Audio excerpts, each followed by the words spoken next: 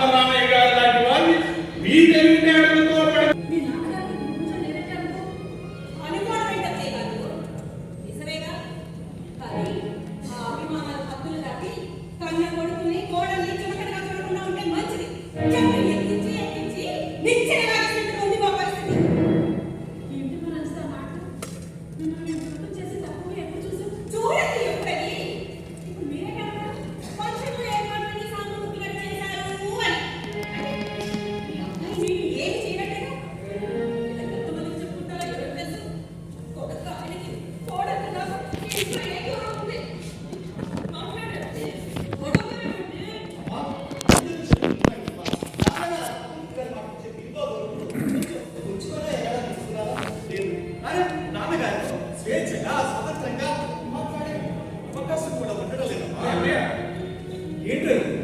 ఇప్పుడు జరగడం ఏంటంటే నువ్వు ఎక్కడ మాట్లాడుతున్నావు?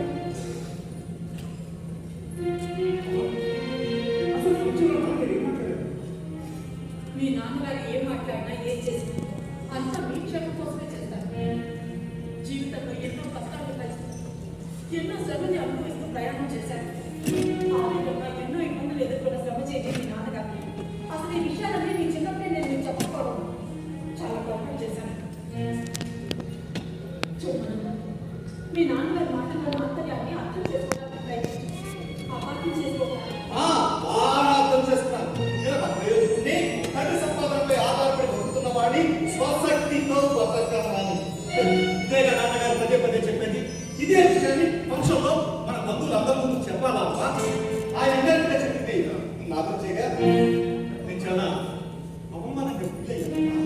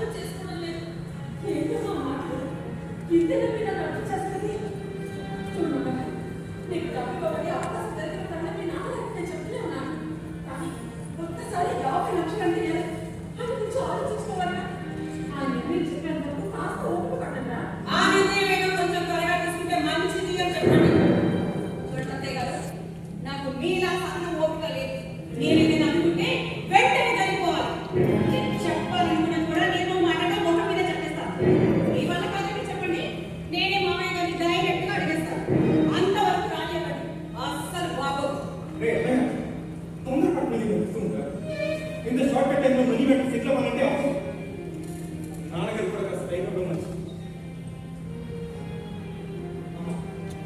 నువ్వు సానుభూతి అని చెప్పి నాన్నగారు ప్రయత్నించాను. వాడు ఈ ఒక్కసారి ప్రయత్నించాను. ప్లీజ్ అమ్మా. అసలు ఈ డబ్బు విషయంలో తండ్రి కొడుకుల మధ్య దూరం బాగా పెరిగిపోయింది. అది నాకు మాత్రం సంతోషం చెప్పు. సరే, నీకు డబ్బు ఇవ్వని ఈరోజు ఎలాగైనా మీ నాన్నగారిని అడుగుతాను. సరేనా? రే అమ్మయ్య, అమ్మడుతాను మాట్లాడుతున్నారు. వదిన, మీరు అన్నయ్య వెళ్ళి కాస్త రిలాక్స్ అవ్వండి. సరే, చూస్తారుగా ఈరోజు ఏం సమాధానం వస్తుందో.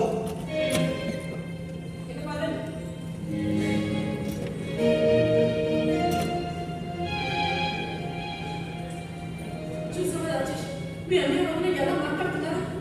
అదే నువ్వు చూడు, బాగా చదువుకొని మంచి ఉద్యోగం చేశారు. మీ నాన్నగారు ఆశించింది కూడా ఇదే కదా. నువ్వు అనవసరంగా బాధ మన సమస్యలు తెలుసుకోండి. నేను ఉన్నాను కదా, నేను చూసుకుంటాను. సరేనా?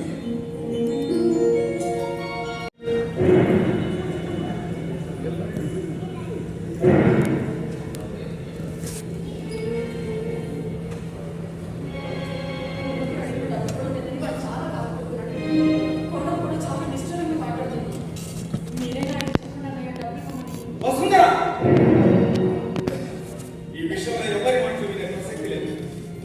ఎంతసేపు డబ్బు డబ్బు డబ్బు, ఇది మినహా తండ్రి కొడుకు మాట్లాడుకోవడానికి ఇంకేం విషయాలు అన్నవా? అయినా 50 లక్షల రూపాయలు మనోహర్తో చెప్తున్నాను కదా, చెప్పలేదా? అదే ఎందుకు కుదరదని అడుగుతున్నా. మీరు ఏ ఉద్యోగం చేయకుండా తండ్రి సంపాదించిన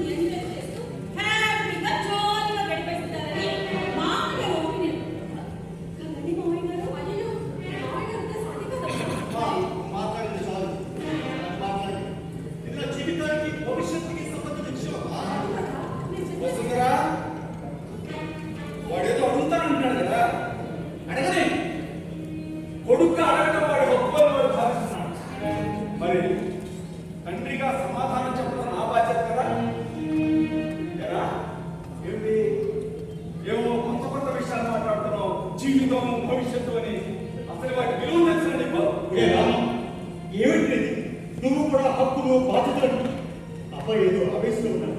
పెద్దవాడు మనం కూడా ఆలోచించకపోతే ఎలా చెప్పు? నాకు ఆవేశం కాదంటే మనోవేదన, అది ఆయన అర్థం కాదు. ఆనంద అమ్మాయి గారి పెద్ద కొడుకుగా ఈ కాస్త వార్షిక కూడా అనుభవించలేకపోతున్నాను. అందుకే నేను సొంతంగా బిజినెస్ చేద్దామనుకున్నాను. అందుకు 50 లక్షల రూపాయలు డబ్బు కావాలి.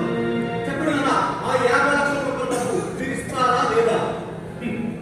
బిజినెస్ 50 లక్షలు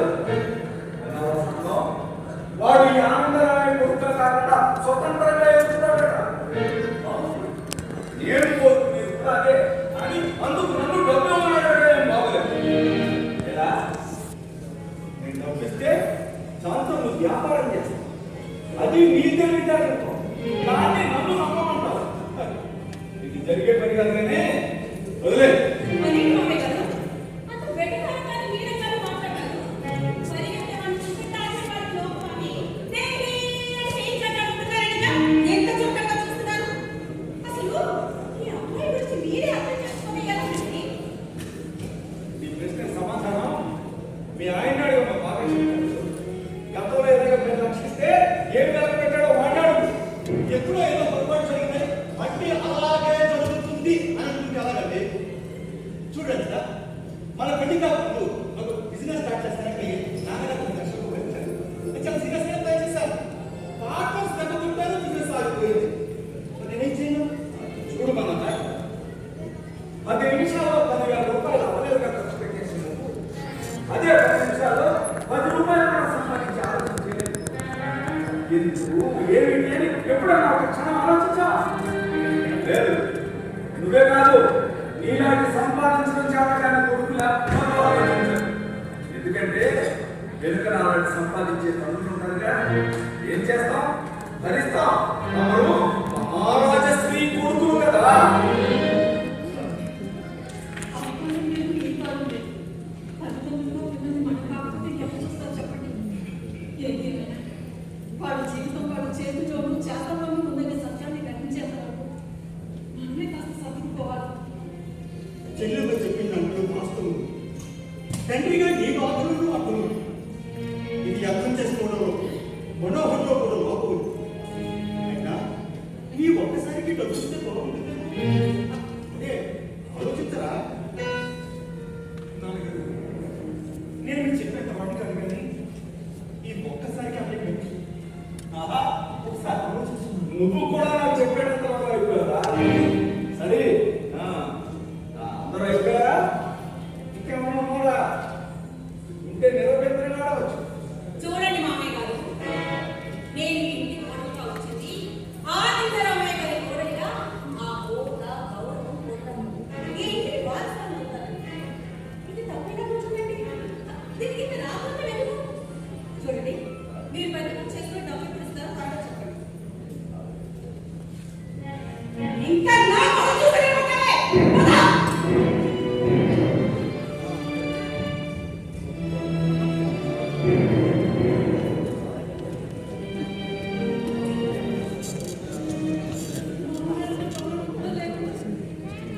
మొహం మీద కొట్టినట్టుగా మొహమాట కూడా లేకుండా కూడా మాట్లాడుతుంది. వాడు కూడా అదే మాట్లాడుతున్నాడు. మీరు డబ్బులు ఉన్నదని రోజు రోజుకి వాళ్ళకి మీకు గౌరవంగా చెప్పండి. డబ్బు మన బిడ్డల్ని మనకి అంతకంత శత్రువులుగా చేస్తుంది. కోడలు ఎందుకు మనోహరిని బాగా డిస్టర్బ్ చేస్తుంటే ఇది మన కుటుంబానికి అంత క్షేమం కాదు. ఈ ఒక్కసారికి డబ్బు ఇస్తుంది. మనోహర్ మా అబ్బాయి సుందరరావు బిజినెస్ లో డెవలప్ కావచ్చు. ఆలోచించు. మా మనోహర్ మీ సుందరాల ఆలోచన స్థలంలో మీ సుందరం చదువుతో పాటు ఉద్యోగావకాశాలు చేజిక్కించుకున్నాడు. స్వయం కృషితో పైకి మా మనోహర్ ప్రతి చిన్న విషయానికి నా మీద ఆధారపడుతున్నాడు. పరాణ జీవిగా మారిపోయింది. కొత్తగా ఇది సంపాదించిన నేను సంపాదించిన ఆస్తిపాతులు తదాయంగా ఉంటే అంతే చాలు. వస్తుందా? ప్రజలు బతున్నాడను భయపెట్టాను. వాళ్ళు అడిగిందో ఇచ్చేస్తే చివరికి మనకి కన్నీళ్ళే మిగులుతాయి.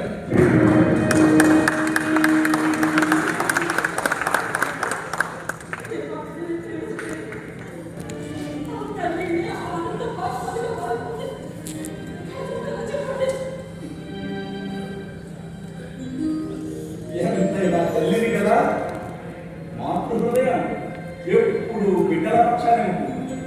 సరే, వింతగా అడుగుతున్నా కాబట్టి, సామకుడు ఏమన్నా చెప్తున్నాడు కాబట్టి, ఈసారికి మనోహర్ 50 లక్షలు ఇవ్వడానికి అంగీకరిస్తున్నాను. కానీ ఒక్క విషయం మాత్రం వాడు స్పష్టంగా చెప్పాడు. ఇదే నేను వారికి ఇస్తున్న ఆఖరి అవకాశం. దీన్ని కూడా చేదర్చుకుంటే మళ్ళీ మన జీవితంలో క్షమించే ప్రసక్తి లేదు. ఆ విషయం వారికి బాగా అర్థమైంది.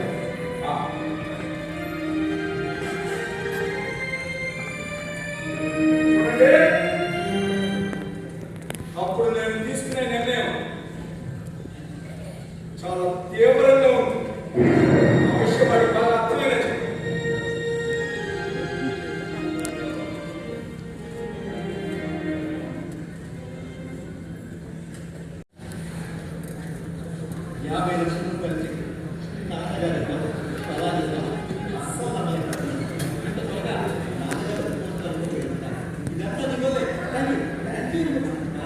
రంజిత మజా ఇప్పుడేంటి చెక్కు లాగినట్టే మిగిలిన ఆస్తులు కూడా పట్టేయాలి, వేరే కౌంటర్ పెట్టేయాలి, ఇలాంటి ఎంజాయ్ చేయాలి. అదే నా కోరిక. ఓకే ఓకే, ఇలాంటి చెట్లు భవిష్యత్తులో నేను చేయవచ్చు. నాకు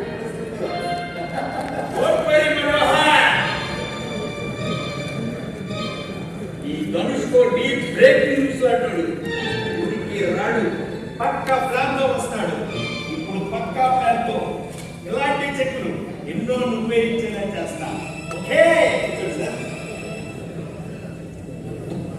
ఈమె నా వైపు రచిత మీదనే చాలా తెలియదు. ఈ మనీ తీసుకోవడం కోసం నాన్నగారితో వాదించి చూపించిందండి. Excellent, very good job. Anandaramayya garu లాంటి వాళ్ళు మీ తెలివితేటలతో పడబెట్టి అదే ఒప్పించి 50 లక్షల రూపాయల చెక్కు ఇట్టే పట్టేశారంటే, అదే నొక్కేశారంటే మీరెంతో సామాన్యం కాదు. మిమ్మల్ని చూస్తుంటే కలిసి వచ్చే కాలానికి నడిచి కొడుకు పుట్టినట్టుందండి. మా వారిని కూడా మీ ఎదుటి వారు చేయాలి. తప్పకుండా చేస్తాం. మనోహరం కూడా నా అంతటి గొప్పవాడిని చేస్తా. హక్కు సంపాదిస్తాడు. ఈ తలనాథరే మారిపోతాయి. ఇంటికి మీరు చేసే బిజినెస్ కంపెనీలు ఏంటన్నారు? 50 లక్షలు ఇస్తున్నాను కదా. ఓకే మీరు అడగాలి, నేను చెప్పాలి. Very interesting. మా కంపెనీ పేరు అక్యూజెట్ ఫైనాన్స్ కన్సల్టెన్సీ ఏజెన్సీ. నా పేరులోనే ఉన్నది పోటీ. నాకు లేదు పోటీ. నాకు ఎవరు సాటి. ఆన్లైన్ బిజినెస్, బ్యాంక్ రుణాలు, రియల్ ఎస్టేట్స్. ఈ మధ్య ఎలక్షన్ లో ఏ పార్టీ అధికారంలోకి వస్తుందో చెప్పే శాంపుల్ సర్వేలు, ఎగ్జిట్ పోల్స్ అన్నీ చేస్తాం. ఇంత షార్ట్ టైంలో మీ కంపెనీ అంత పాపులర్ ఎలాగైందంటే అదా ఇంటర్నెట్, ఫేస్బుక్ కనిపెట్టాక రోజు కాస్త గోలికే ఆ బిజినెస్ ఆకాశం ఉంటాయి. భరించలేని బతకం జనానికి చుట్టూ వేదన దొరికింది. అది మాకు వరమైంది. ఆన్లైన్లోనే ప్రైవేట్ టికెట్స్, తిండి కట్టే బట్ట వేసుకునే మందులు, ఆఖరికి కాళ్ళకి వేసుకునే చెట్టు కూడా ఆన్లైన్లోనే. అందుకే మా బిజినెస్ టాప్లో ఉంది. ఇప్పుడు మనోహర్,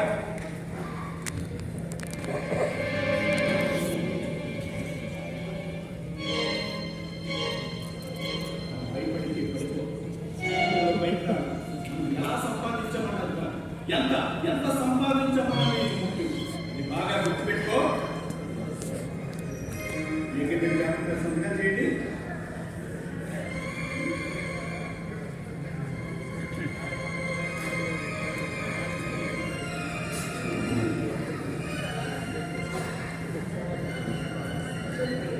మా వారు మీరు ఏ బిజినెస్లో పార్ట్నర్గా జాయిన్ చేసుకున్నారో చెప్తే నేను నలుగురికి చెప్పుకోవడానికి గర్వంగా ఉంటుంది కదా.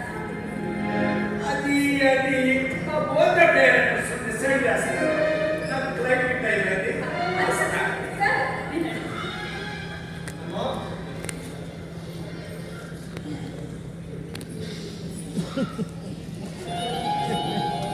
అతను మా brother రాజేష్ కంప్లీట్ చేశాడు, జాబ్ కూడా చేస్తాడు. Very good. రాజేష్, నీకు ఎప్పుడు చెప్తున్నాను కదా దక్ష పెట్టారని.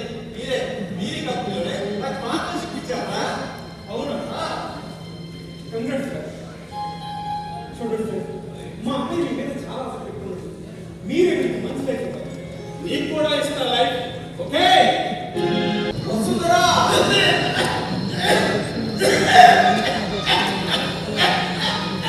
వసుంధరా!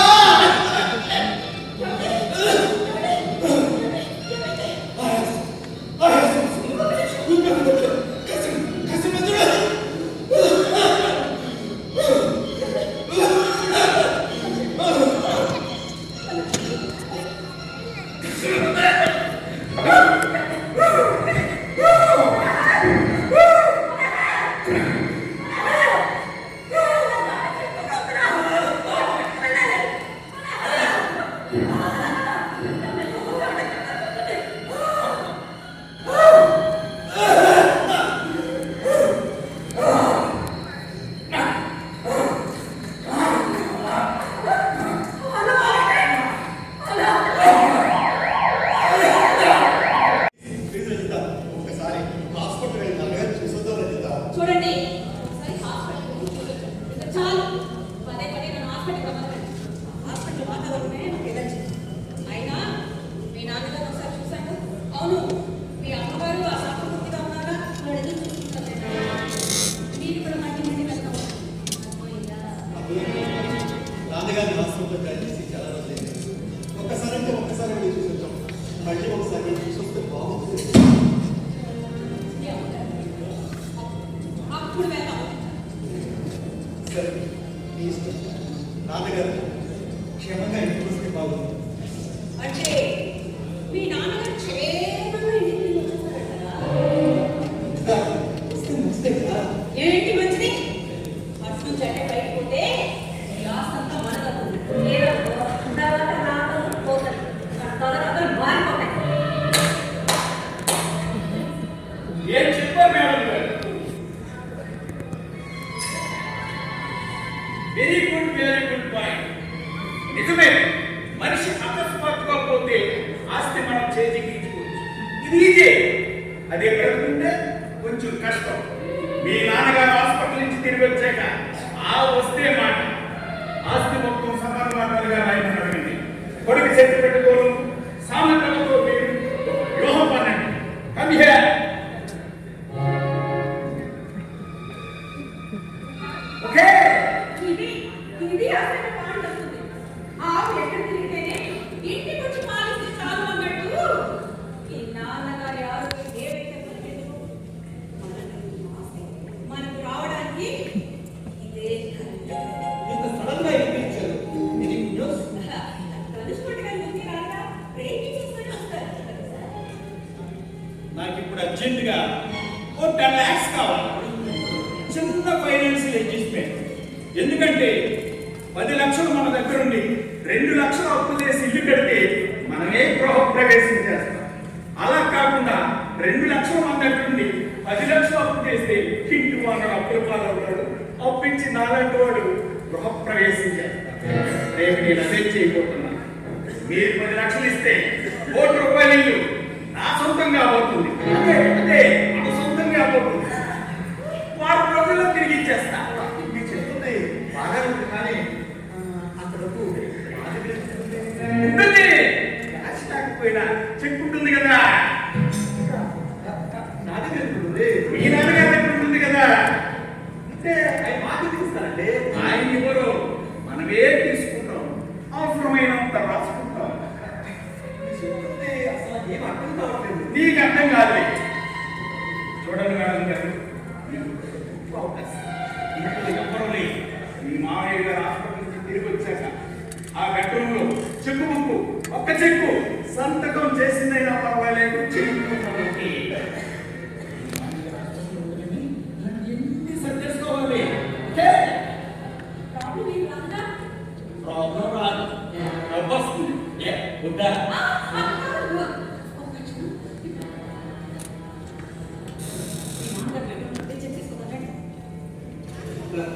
నాకు ఇది పైగా ఉంది రజిత. నేను ధైర్యంగా ఉన్నట్టు ఉంది.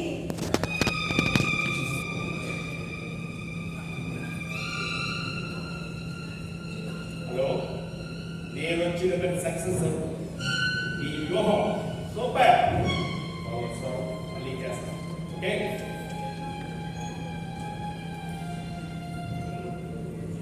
సార్ చాలా రిస్క్ చేసి చెక్ ఇస్తున్నాం.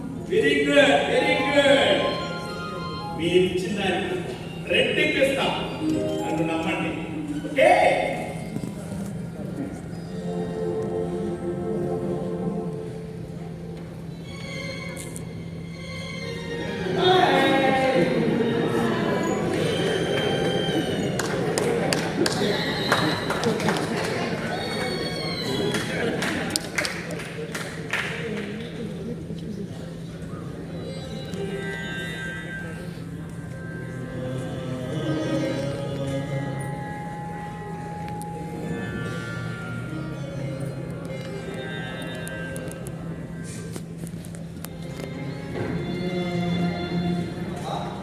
నాన్నగారు ఆరోగ్యం ఎలా ఉందమ్మా? ఆ దేవుడే నా పూజ ఆయన క్షేమంగా మామయ్య గారు క్షేమంగా ఇంటికి తిరిగి రావాలని మేమిద్దరం గుడికి రోజు పూజ చేస్తున్నాం.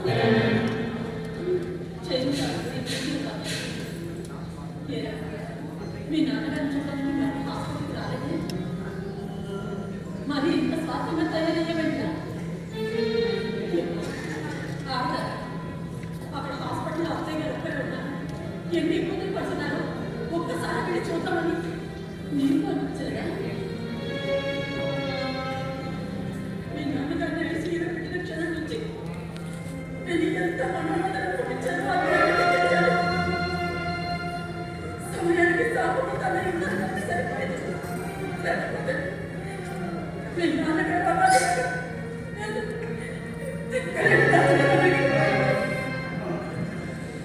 నా రామాన్ని చూడడానికి ఎవరికి వచ్చినా నాకు పోయినా పడలేదు. అక్కడ నా రాము క్షేమంగా ఉన్నాడు. అదే హాస్పిటల్కి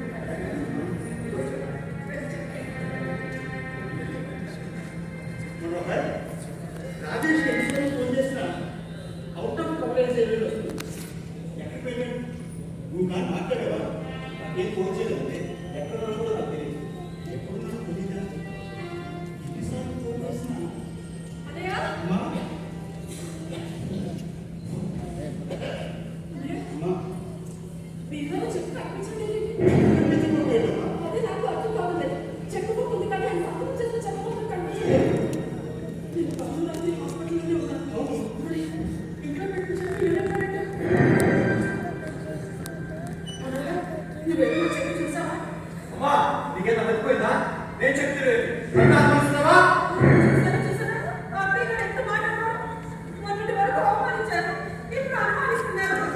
చివరికి కొడుకుని దొంగని కూడా చేసేటట్టున్నారు. మనోహర్, నువ్వు ఆ చెట్టు చూసావా అని అంటున్నా. అత్తయ్య గారు పదే ఆయనే అంటారే. మన మీరు హాస్పిటల్లో ఉన్నప్పుడు ఈయన గారు ఇంటికి వచ్చారు. మా ఆయన హాస్పిటల్ రిపోర్ట్ కోసం మీ గదిలోకి వెళ్ళారు. ఏం చేశారు? ఏ ఆయన తీసుకొచ్చుగా కావచ్చు. మరి ఆయన ఎందుకు అడిగారు? ఎందుకంటే ఆయన గట్టిగా కాదు కాబట్టి. ఎన్నేళ్ళుగా మీ నాన్నగారి వ్యాపార లావాదేవీలన్నీ ఆయన చూస్తున్నారు కాబట్టి. ఒక్క పైసా కూడా ఎక్కువ తేడా రాలేదు కాబట్టి. అంత మంచి మనుషులు పట్టుకొని దొంగలు వేస్తే దేవుడు మనకు చెప్తే అమ్మో, నిజానికి నిజానికి నా నమాజ్ మరి ఈ తాత్పర్యం సమాజ సంబంధ ఎక్కడికి వెళ్ళిపోతున్నావు మరి? ఇక్కడ దోచేసిన తర్వాత అక్కడికి చేరుకుంటుంది. మన ఫంక్షన్లో లక్షల్లో, ఇప్పుడు హాస్పిటల్ బిల్లులో లక్షల్లో, ఇన్ని లక్షల్లో ఎనభై తెలుసు. అది నా ఆలోచన. ఈ సమృద్ధిగా నా జీవితానికి ఉన్న శనిగ్రహాలు ఆలోచించాను. ఎప్పుడు వెళ్ళిపోతుందో ఏమో. ఏం మాట్లాడుతున్నావు నువ్వు? తెలిసే మాట్లాడుతున్నావా? నోరు అదుపులో పెట్టుకుని మాట్లాడు. చెప్పుడు మాట విని చెడ్డగా మాట్లాడు. అన్నయ్య గురించి ఇంకొక మాట చెడుగా మాట్లాడావో చెప్పు. అత్తయ్య గారు ఆయన నన్ను చెప్పి మీకు అంత కోపం వచ్చేసింది చెప్పి అదిగో అదులో కలిసి ఈ ఇంటికి వారసుడైన నేను కాదు, పరాయి వాళ్ళైన ఆ సాంబమూర్తి గారు. ఆయన చెప్పు తీశారు, నేను చూశాను.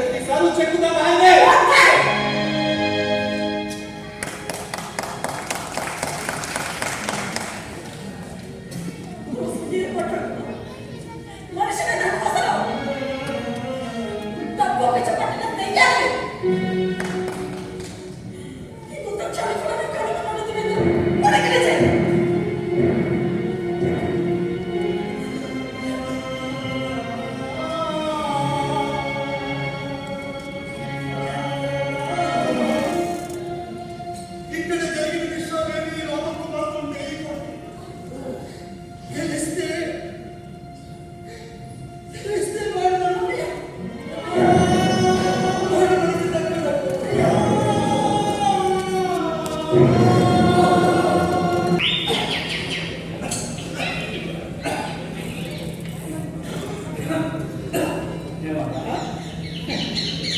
నా గురించి వెనక పెట్టుకున్నారా? నేను బాగానే ఉన్నాను, మీరు కూడా హాయిగా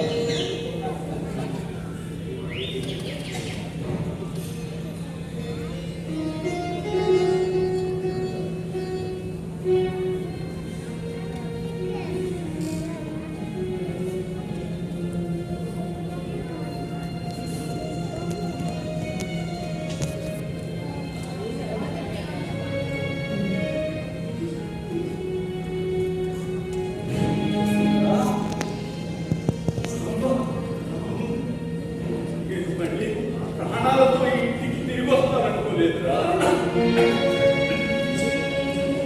మీరిద్దరు నన్ను కంటికి రెప్పలా కాపాడుతున్నారు. ఈ ప్రాణాలకు వేసి నన్ను బతికించారు.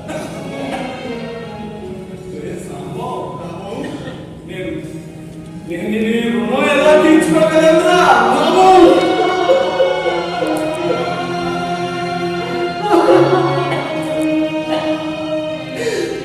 నువ్వు నా ప్రాణ స్నేహితుడురా. నీ కోసం ఈ మాత్రం చేయలేదా? చూడు, నువ్వు ఇలా ఎమోషన్ అవ్వకు. నీకు విశ్రాంతి బాగా అవసరం డాక్టర్ చెప్పారు.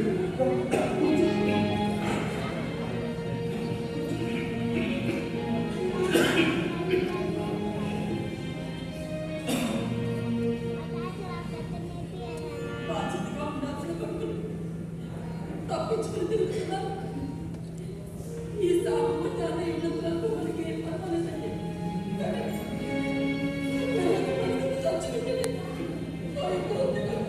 ఎందుకమ్మా భయం? నేను అన్నయ్య ఉన్నాగా. నాన్నగారు, ఇప్పుడు మీ ఆరోగ్యం ఎలా ఉంది? నన్ను క్షమించున్నారు. మీరు హాస్పిటల్లో ఉన్నారు. నేను కంపెనీ పనులు దాన్ని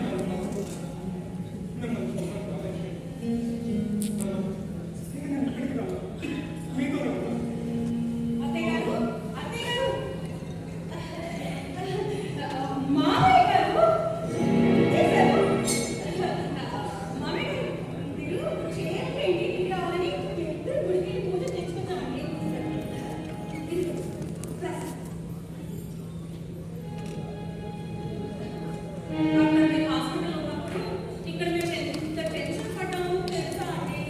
ఇప్పుడు మాకు చాలా సంతోషంగా ఉంది. నా యోగక్షేమాల గురించి విచారించాను. నన్ను పరామర్శించడం పూర్తయినప్పుడు చాలా సంతోషం. ఇప్పుడు నా ఆరోగ్యం కాస్త మెరుగైన స్థితిలోనే ఉంది. మీరు నన్ను ఏదన్నా అడగదలుచుకుంటే నిరభ్యంతరంగా అడగవచ్చు. ఇప్పుడు ఆ విషయాలన్నీ అడిగి ముందే ఫోన్ చేసి విచారిస్తున్నాను. అవునా కదా? ఇప్పుడు అవన్నీ ఏమి చెప్పండి. ముందు మీ లోపల వెళ్ళి విశ్రాంతిస్తున్నాం. మనం తర్వాత మాట్లాడుకోవచ్చు. అంటే మాట్లాడుకోవాల్సిన విషయాలు ఉన్నాయన్నమా. రాజేష్, నీకు మాట చెప్పనా? మహాభారతంలో దుర్యోధనుడు నాకు ఈ లోకంలో ఒక్కడు మంచివాడు కనిపించడం లేదు అన్నాడు. కానీ ధర్మరాజు మాత్రం నాకు ఈ లోకంలో ఒక్కడు చెడ్డవాడు కనిపించడం లేదు అన్నాడు. మనసులో ఉన్న భావాన్ని బట్టి మన కళ్ళ కనిపించే విషయాలు కూడా ఉన్నాయి. సరే, ఇంతకీ మీరు మాట్లాడాల్సిన అదే నాన్నగారు, మీరు ఆరోగ్యంగా ఉన్నప్పుడే మన ఆస్తి మాట పంపిణీ చేస్తే బాగుంటుంది. ఇలా అడిగారని మా మీరు మరలా చూడద్దు. అన్నయ్య! నాన్నగారు ఇట్లాంటి పరిస్థితులు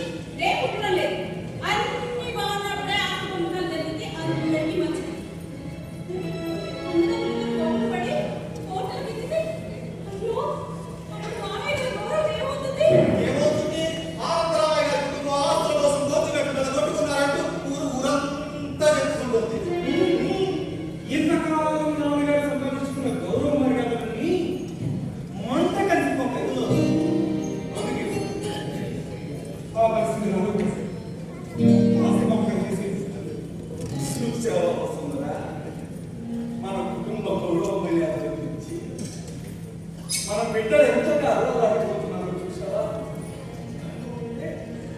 దీనికి ఆస్తి పంపకాలకి ముందు పెడుతున్నారు. మా ఆస్తి పాస్తులు ఏమైపోయినా పర్వాలేదు, మా తండ్రి బతుకుంటే చాలు అని కొంతమంది బిడ్డలు అనుకుంటారు.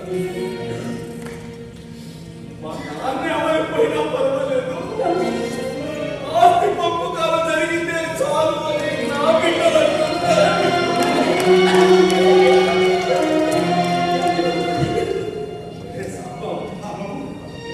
పిల్లలకి అడిగింది ఇవ్వకపోతే కొంతసేపే ఏడుస్తారా, కానీ సంస్కారం నేర్పించకపోతే జీవితాంతం ఏడిపిస్తారు.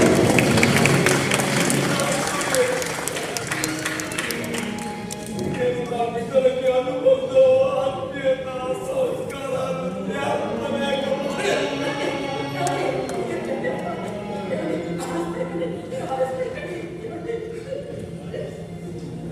ఆస్తి పంపకం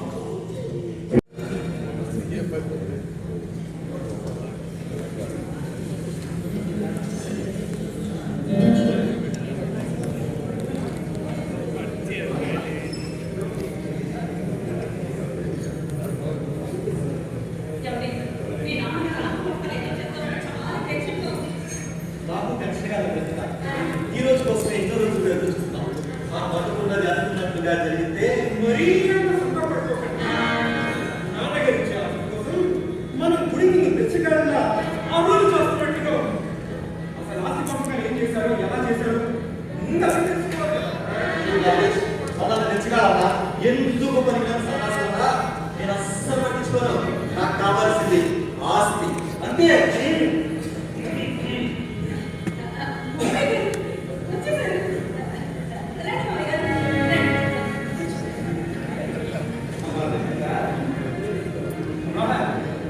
రాజేష్,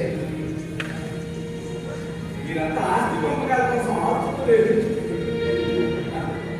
చూడండి, మీరు నన్ను ఆస్తి కోసం పంచమని అడిగారు. నాకు కూడా అదే మంచిది అనిపించింది. అందుకే మీ అమ్మగారు చూసి లాయర్తో కూడా మాట్లాడి నేను ఒక నిర్ణయానికి వచ్చాను. అది నేనేదో త్వరగా చెప్పండి. అసలు టెన్షన్ భరించలేకపోతున్నాను. నా నిర్ణయంలో మీకు చెప్పే ముందు మీకు ఒక చిన్న కథ చెప్పాలి. ఒకసారి ఒక జమీందారికి ఎవరో ఒక అందమైన పక్షిని బహుమానంగా ఇచ్చారు. ఆయన దాన్ని చాలా అపూర్వంగా చూసుకోవాలి. తిండి, వసతి అని అన్ని సౌకర్యాలు కల్పించారు. కాకపోతే ఆ జమీందారు ఒకటే చింత, బాధ. కారణం ఏంటంటే ఎప్పుడు చూసినా ఆ పక్షి ఒక మూల కూర్చునే ఉంటుంది. అసలు ఎక్కడనే లేదు.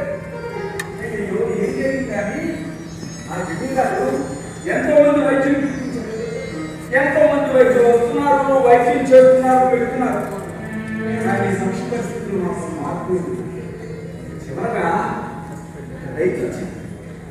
చాలా ఆశ్చర్యకరంగా కాసేపట్లోనే ఆ పక్షి హాయిగా ఆశ్చర్యపోయిన జమీందారు, ఏం మాయ చేశావయ్యా అని ఆ రైతు దానికి ఆ రైతు, అయ్యా, నేను దాన్ని కూర్చున్న ఆధారాల్ని ఒక్కొక్క దానిగా తొలగించుకుంటూ వచ్చాను. ఇక దానికి ఎగక తప్పలేదు అని చెప్పాడు. అంతేకాకుండా, అయ్యా, కూర్చున్న చోటికే అన్నీ అమిరితే పక్షి ఎగరదు, మనిషి ఎగరదు అని చెప్పాడు.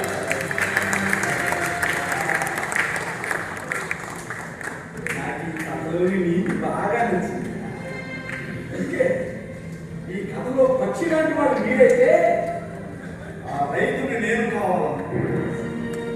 అందుకే నా నిర్ణయం ఇదిగో ఇలా చేశాను, మీరే చూడండి.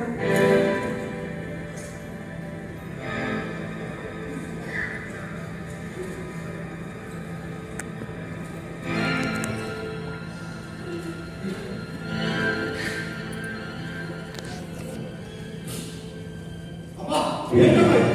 మీ నాయనా మీరే ఇలా చేస్తారా? అన్యాయం, దగ, పచ్చి మోసం. దీనికి వీడు అంగీకరించినా నేను మాత్రం అంగీకరించను. అన్యాయం, దగ, మోసం, కుట్ర వీటి గురించి ముందుగా మాట్లాడుతుంది. నేను నీ గురించి ఎంత గొప్పగా ఊహించుకున్నా. నేను ఒక పెద్ద సాఫ్ట్వేర్ ప్రొఫెషన్ చేయాలనుకున్నాను. నా వ్యాపార వ్యవహారాన్ని కూడా నీకే చెప్పాలనుకున్నాను. కానీ నువ్వు ఇంత ఊహించలేదు. నేనే చేశాను. దేని గురించి మీరు మాట్లాడేది నాకేం అర్థం కాలేదు.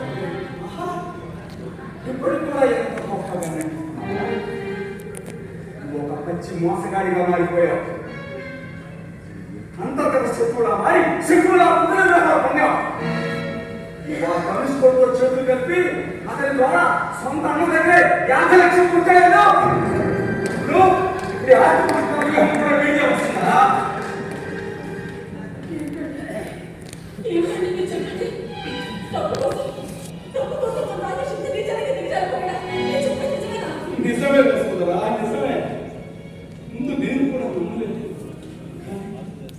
మన సాంబవు సుందరం అన్ని ఆధారాలతో చెప్పాడు. వీడు బెంగళూరులో చేస్తున్న ఉద్యోగం కాదు, యూపీ స్టూడెంట్స్ కి డ్రగ్స్ మొత్తం పదార్థాలు సప్లై చేయడం.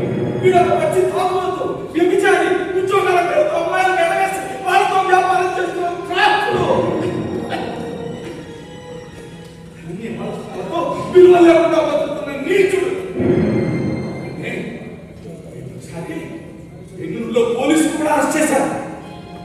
ఆ ధనుష్ కోటే వీడిని విడిపించాడు. ఇది వస్తుందా? మన నిజ స్వరూపం ఇది. అసలు అసాధ్యకి దీని అనర్థాలను నువ్వేనని నీకు ఎప్పుడు అనిపించలేదు. తల్లిదండ్రుల్ని మమ్మల్ని మోసం చేయడానికి మీకు మనసారా వచ్చిందా? ఈ కుటుంబ గౌరవాన్ని కాపాడతామని మీ మీద ఎన్నో ఆశలు పెట్టుకున్నాం కదా. చేయాల్సిందంతా చేసి ఇప్పుడు ఏమీ తెలియనట్టు ఎంత గొప్పగా నటిస్తున్నారా? ఎందుకు చేసేదంతా నిన్నే అడుగుతుంది.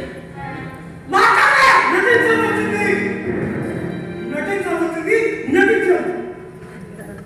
అవును, నాన్నగారు చెప్పిందంతా నిజమే.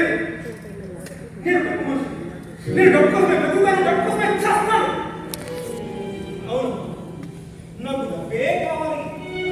అది కూడా లక్షల్లో కావాలి. అందుకే ఆ తెలుసుకొని అన్నయ్యకి పరిచయం అయ్యేలా చేసింది నేనే.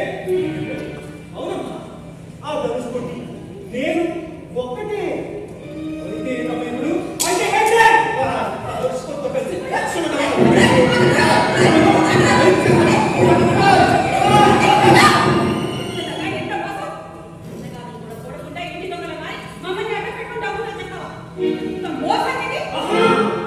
మీరు పేద సత్యహరిస్తుంది. మరి నాన్నగారు అవునప్పుడు ఆయన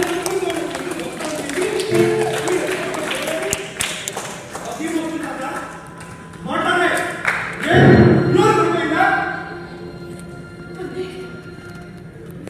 అంటే ఆ చెక్కును వీడియో దొంగతనం చేసేసి ఆ నేరాన్ని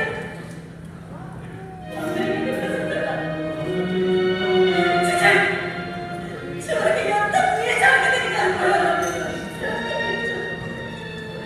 చూశావా సుందరా?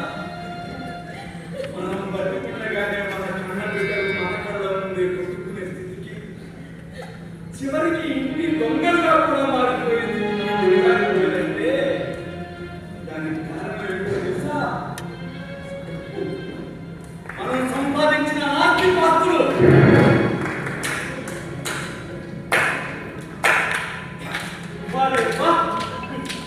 ఏం చెప్పాను అడగదు. చెప్పామా? మనం ఇంటి దొంగలమాట. ఇంటి దొంగలం. కన్న తండ్రి మాట ఇంకా ఎందుకు ఆలోచించడం?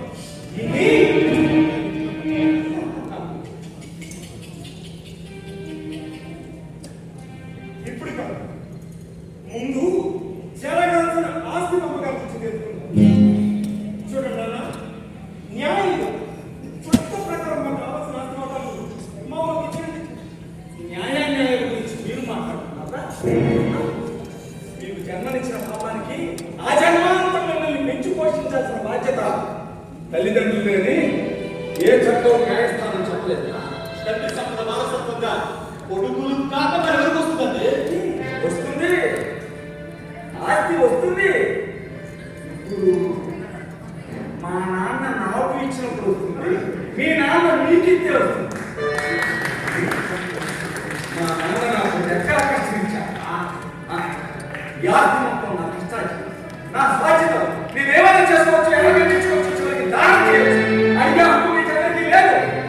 ఇదెక్కడ చదవండి? ఎక్కడ చూడలేదు, ఎక్కడ చూడలేదు. నేను సామె చెప్పినట్టు అన్న వస్త్రాలు ఉన్న వస్త్రాలు ఊడినట్టు ఈ నాన్నగారు రాజులు మన తలపతి రాసేసేంటండి. అమ్మా, ఒక్కసారి నాన్నగారికి చెప్పమ్మా. నేను నాన్నగారు నా నిర్ణయం ఇక్కడ నా నిర్ణయంలో ఎలాంటి మార్పు లేదు. నా ఆస్తిలో సగభాగాన్ని స్వరాజ్యం వృద్ధాశ్రమానికి రాసేసాను. నాన్న! ఆ ఆశ్రమాన్ని నేను దత్తత తీసుకుంటున్నాను. మిగిలిన సగభాగంతో దివ్యాంగులకి ఆదరణకు చదువు వైద్యం కోసం ఖర్చు పెడతాను. ఈ సమాజంలో పక్కన తీర్చుకుంటాను. అంతేకాదు మీ అమ్మ నేను బతుకున్నది కాదు, ఆశ్రమంలో ఉంటూ అక్కడ ఉన్న వారికి సేవ చేసుకుంటూ హాయిగా మా శాస్త్ర చూడండి నాన్నగారు, ఈ నిర్ణయం మీరు చెప్పారు. ఈ ఇంటి పెద్ద కొడుకుగా నా నిర్ణయం కూడా వినండి. రేపు మీరు రాణిస్తే మీ తలకొల్లు పెట్టి మీ కర్మకాండలు చేయాల్సిందే. నేనే బాగా ఆలోచించి నిర్ణయం తీసుకోండి. ఈ మాట నీ నోటి నుండి ఇంకా రాలేదేమిటా అని చూస్తున్నాను. సంభవం కొడుకులు ఎంత దుర్మార్గంగా ఆలోచిస్తున్నారో చూసారా? ఈ సెంటిమెంట్ తో నన్ను బ్లాక్ మెయిల్ చేస్తాను నేను ముందే ఊహించారా? ఈ సెంటిమెంట్ కి లొంగిపోయి నీకు లొంగిపోతానని ఈ భ్రమ. ఇవే కాదు, నీలాంటి సంపాదించిన చేతమైన కొడుకులంతా ఇదే సెంటిమెంట్ తో తమ తల్లిదండ్రుల గురించి ఆత్మహత్యలు లాగేసుకుంటున్నారు. మాకు తన కార్యం నువ్వేం చేయలేదు.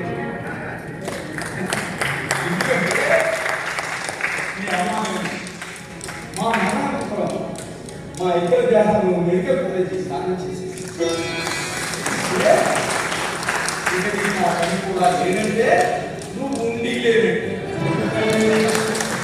ఈ ఉండాలని చేస్తూ మీ నాన్నగారు రచించిన పితృవ్యూహం ఇది అనుకూలంగానే ఉంటుంది కదా. మీ బుద్ధుల వ్యూహాల్లో చూసుకోవడానికి నేను అభిమానుని కాదా, ఆనందరామే. ఉన్న బిడ్డలు ఆస్తిపాస్తులు చేర్చుకోవడం కోసం తమ తల్లిదండ్రులు చుట్టూ పన్నుతున్న వ్యూహంలో చుట్టుకొని ఆ తల్లిదండ్రులు సర్వస్వంతో పోతున్నారు. స్వార్థంతో వాడు పన్నుతున్న వ్యూహంలో చిక్కుకోకుండా ఉండాలంటే ప్రతి తండ్రి ముందు చూపుతో ఒక వ్యూహరచన చేయాలి. మన ఆస్తిపాస్తుల్ని కొడుకు అనే హక్కుతో లోపరుచుకొని జీవితాంతం సోమరితనంతో బతకాలనుకునే కొడుకుల నుంచి మనల్ని మనం కాపాడుకోవడానికి ఒక వ్యూహం కావాలి. ఆ వ్యూహం అనూహ్యంగా ఉండాలి. అప్పుడు మాత్రమే మనం జీవిత శ్రమంతో మనోధైర్యంతో ఆత్మస్థైర్యంతో ప్రశాంతంగా జీవించాలి. ఇప్పుడు మీ నాన్నగారు తీసుకునే ఈ నిర్ణయం మీకు తప్పుగానే అనిపించవచ్చు. భవిష్యత్తులో మీరు తండ్రి అయ్యాక అప్పుడు ఇదే కరెక్ట్ అనిపిస్తుంది. చూడండి మై సన్స్, ఒంట్లో సత్వం నాకు కష్టపడడానికి సిద్ధపడితే రేపు 10 మంది ముందు హీనంగా బతకడానికి సిద్ధపడుతున్నా. తన ఆహారాన్ని తనే స్వతంత్రంగా సంపాదించుకుని స్వేచ్ఛగా హాయిగా ఆనందంగా బతుకుతుందే ఆ పాటి బతుకు మీరు బతకలేదా?